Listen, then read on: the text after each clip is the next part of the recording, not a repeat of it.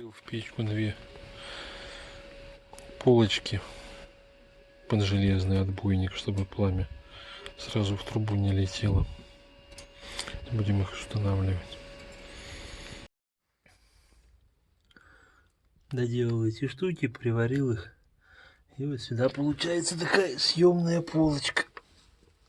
Если что прогорит, можно положить другую.